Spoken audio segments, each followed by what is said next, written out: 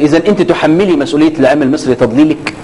انا لا احمل احد مسؤوليه اخطائي، انا مسؤول عن خطئي، لكن انا لما اتكلمت ما كنتش عندي المعلومه اللي بتحصل في بدايه التحرير الحقيقيه. دي صراحه انا قالوا لي الناس دي بتحرق مصر، قلت لا هم يتحرقوا.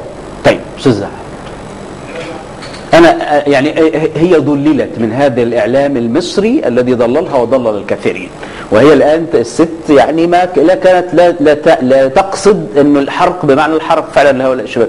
إذن كما أن المواطن كان ضحية هذا الإعلام المصري الذي أساء لمصر وأساء للثورة، أيضا الفنانين جزء من المواطن المصري. ما ممكن ده رد، ولكن ما هو الفساد اللي احنا كنا عايشينه في هذه الحقبه التاريخيه اللي 30 سنه اللي حصل فساد في التعليم وفساد في الاقتصاد وفساد في التجاره وفساد في هذا الفساد حصل في الاعلام. نفس الفساد ونفس النظام كان مطبق على الاعلام وعلينا احنا كفنانين. الفن اللي احنا كنا بنقدمه من عشرات السنين ما كانش فن، ولذلك مصر تراجعت.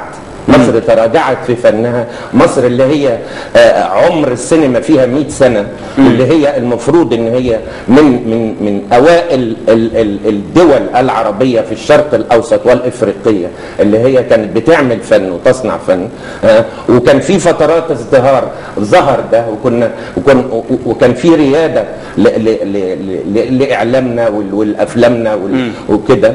احنا تراجعنا في هذا.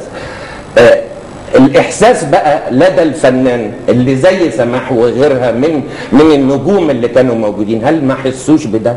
لا طبعا. هل ما حسوش؟ ما وصل لهمش هذا التقهقر وهذا الفساد اللي احنا عانيناه كفنانين من كل حاجة؟